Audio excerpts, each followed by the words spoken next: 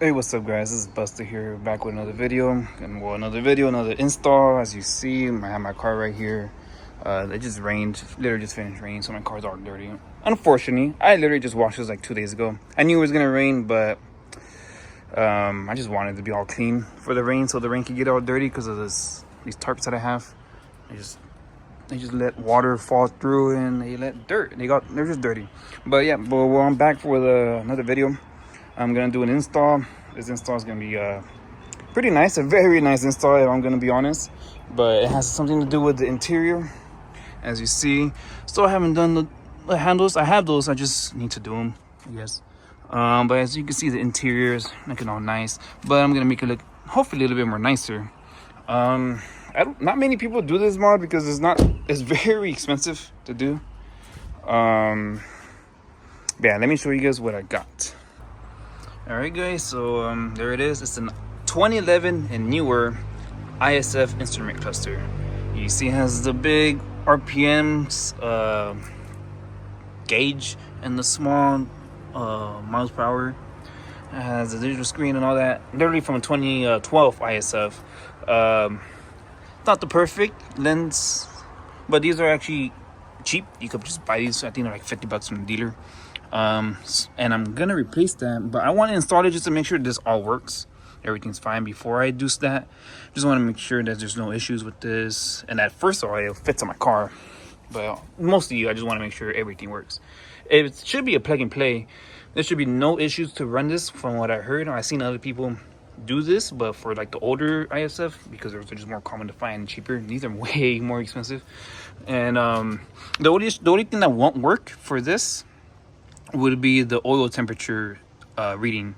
The 250 350s don't have oil temperature sensors to like read the sensor, the temperature of the oil, while the ISF do. So that won't work. I don't know what's gonna show, like if it's gonna be an error. I don't think there'll be errors. I just think the reading wherever it's at just won't work, won't show anything. So there shouldn't be any issues. But yeah, so this cluster it should be 112,000 miles on it.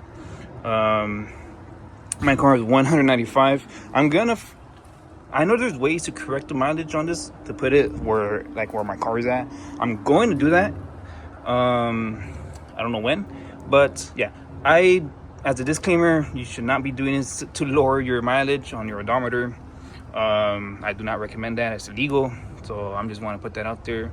Don't be doing this to scam people thinking they have a lower mileage car. But yes, if you change the cluster, it will show the mileage on the car it will show the mileage from the previous car. It's not going to update because the mileage is saved onto the cluster. It's not saved onto the ECU, which you would think will be saved onto the ECU, but no, it's saved onto the cluster. So whatever the previous car that you got the cluster from, it will show that mileage. But yes, I do not recommend that. You could get in very serious trouble if you get caught, so do not do that. That's bad.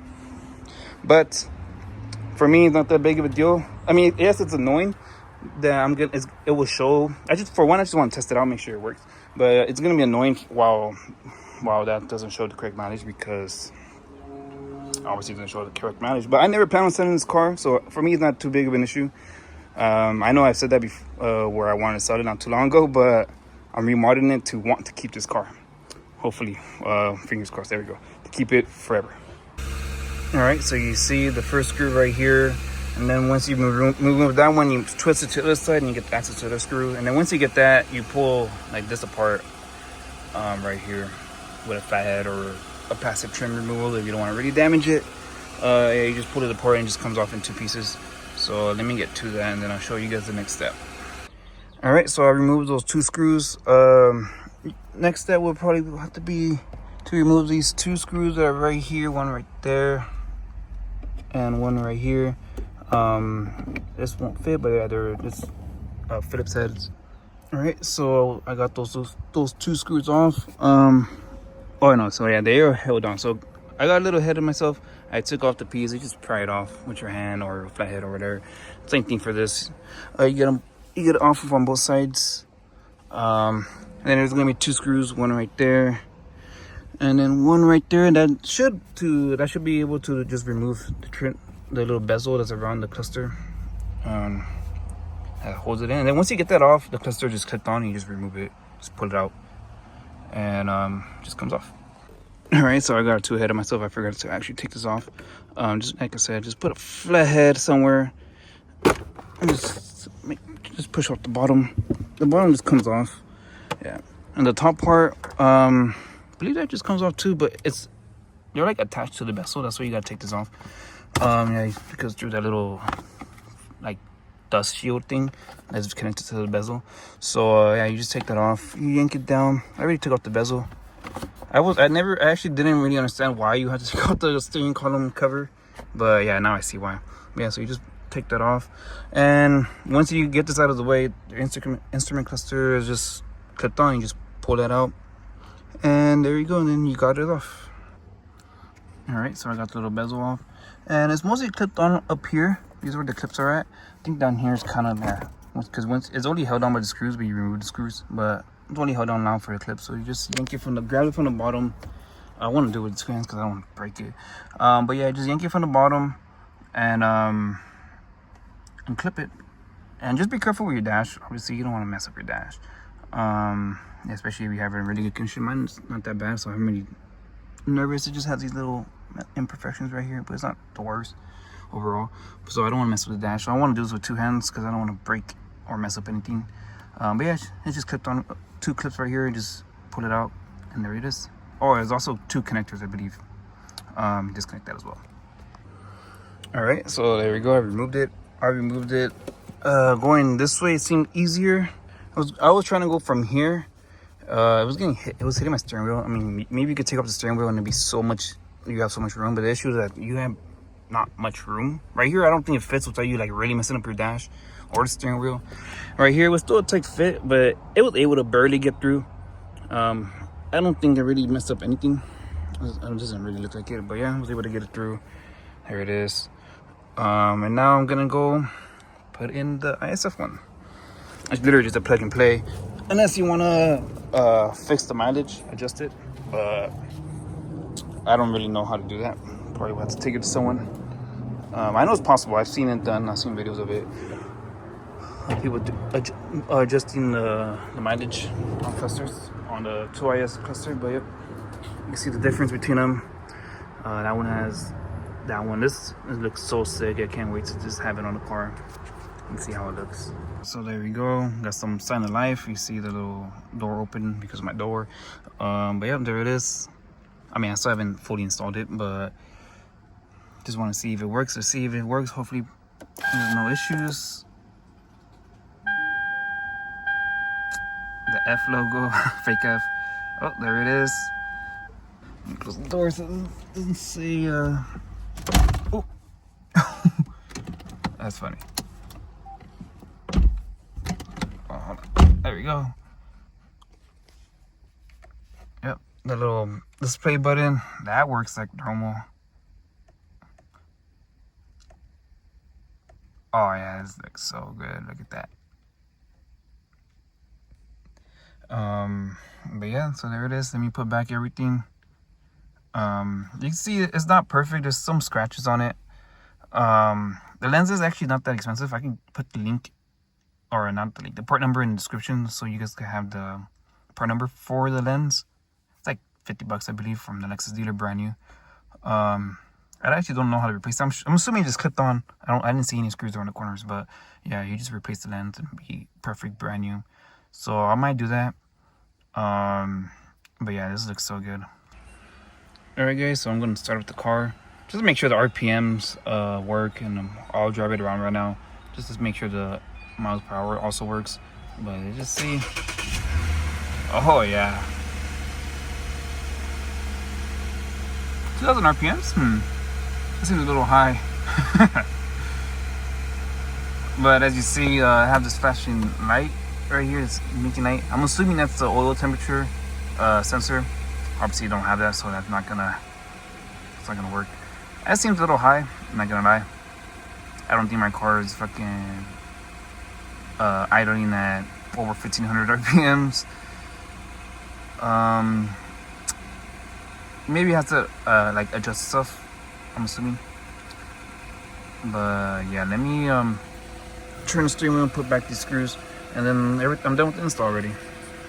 All right, what's up, guys? I'm back. What's it called? Just driving around, just trying to get a feel for this cluster. I've driven around in a day to see how it is and all that, and I'm starting to notice actually some issues with it. As maybe you could probably tell, like the main part is the RPMs. Obviously, it's the big main cluster, you know. And you see that I'm cruising at 80 miles per hour, obviously not going full throttle, not going hard on the gas, just cruising at 80 miles per hour. But the RPMs show that I'm at almost 4,000 RPMs. And I didn't know about this being an issue. It's not an issue. I'm not actually at 4K RPMs. It's just the cluster. It's reading that, the sensor or whatever, just whatever reads the RPMs is reading that I'm at 4K.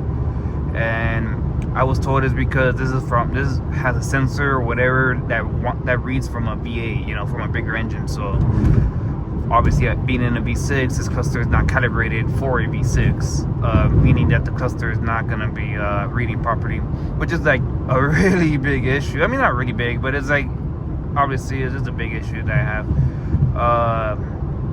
As you see, the oil temp reading is off. You can see like it's blinking. I don't know if it's visible, but yeah, it's blinking right there. Also, another thing is that if you put it in manual mode, you can't see what gear you're in. As you see in the top right corner, it says first. Obviously, I'm not in first. I'm in like 6th gear right now, I believe. I'm pretty sure I am. But it says first, and there's actually no way for me to know what gear I'm actually in, because you can change the screen so it doesn't say F anymore. You can see the other displays, like the temperature. You can see your range of miles, your miles per gallon, which I think that doesn't really work properly, considering that's not really reading properly, because no way I'm getting 9 miles per gallon. I think it's just reading it because of my RPMs being so high, because the sensor's all wrong, that it's thinking I'm using way more gas than what I actually am, because I'm not getting 9 miles per gallon. I'm not. Yeah, you see, this is also reading that I'm getting 15. Oh yeah, this isn't really reading like all that correctly, like all the calibration, all the sensors and stuff.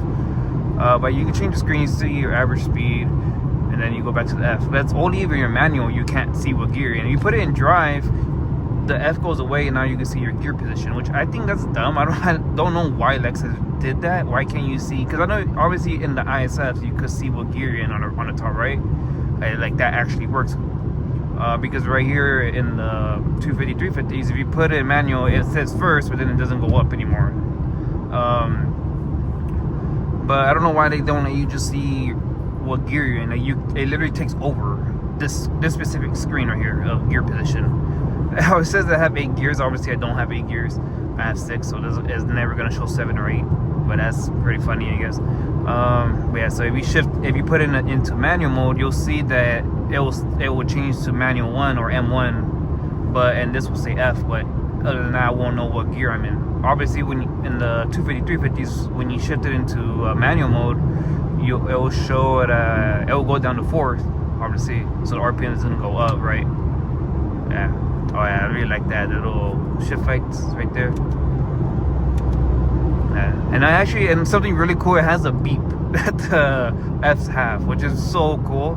But okay, so now going on to with the RPMs. So due to the RPMs being being so high, just not being calibrated properly, the RPM needle goes all the way past 9,000 RPMs. Which obviously the engine's not running that 9,000 RPMs, obviously, but it's because the calibration or something with the RPMs, it just doesn't match up with the engine that's actually running right now. So if I do a pull, it will go all the way up to 9,000 RPMs.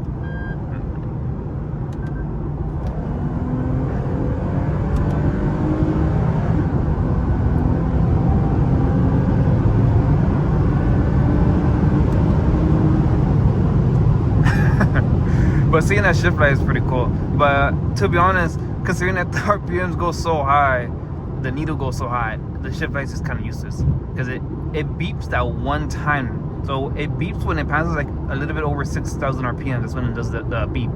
But since the RPM is going all the way up to 9 right here, the needle goes all the way to 9, it never goes under 6. So I guess there's like a lever or something right there, a sensor or something that makes it where it sounds the little beep.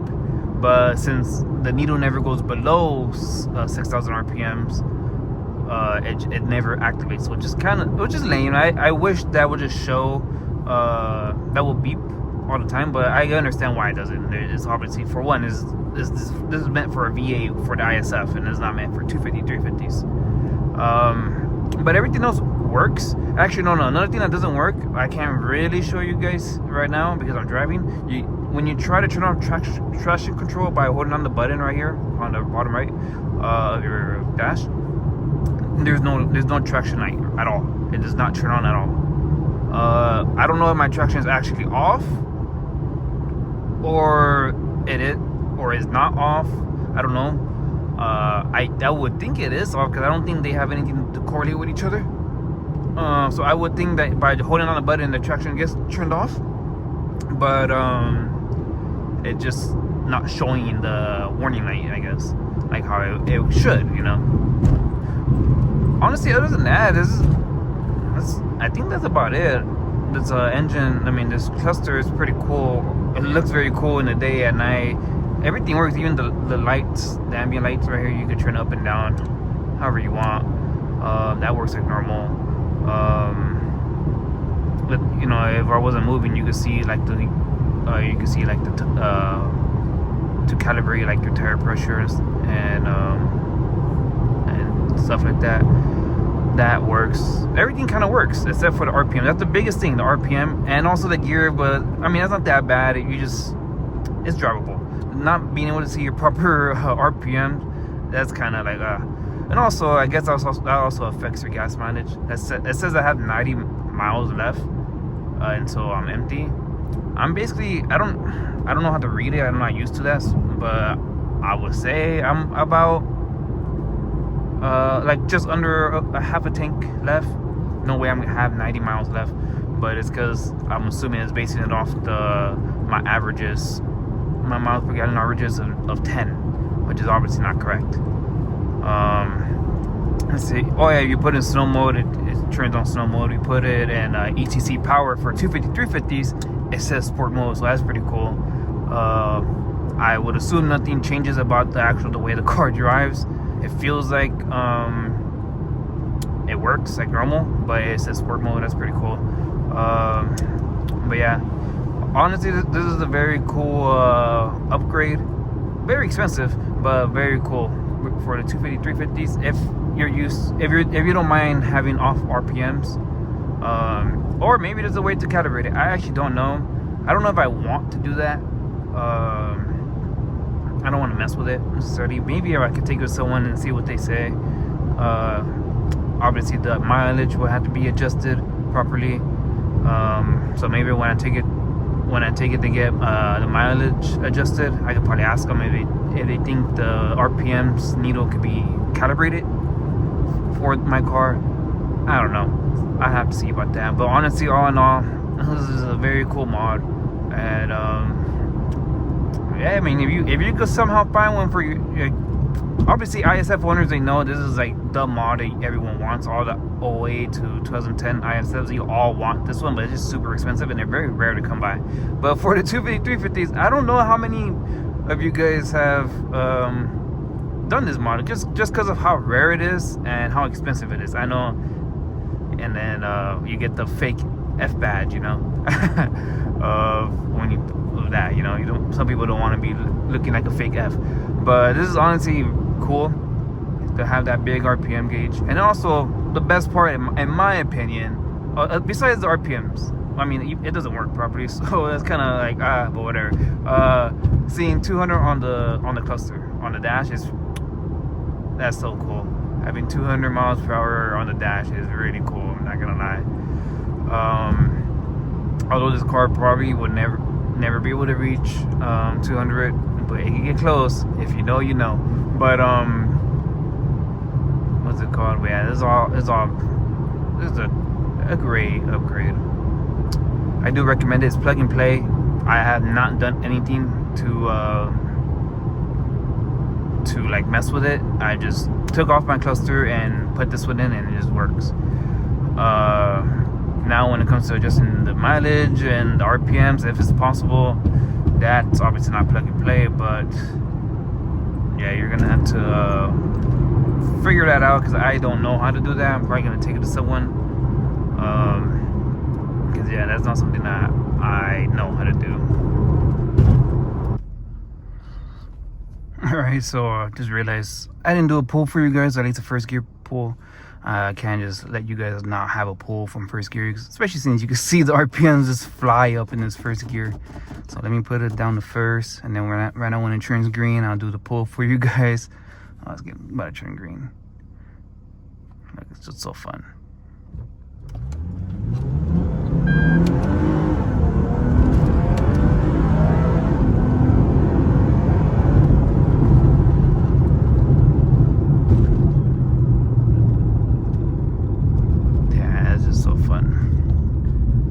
Especially seeing the RPM go all the way to 9,000 on the needle.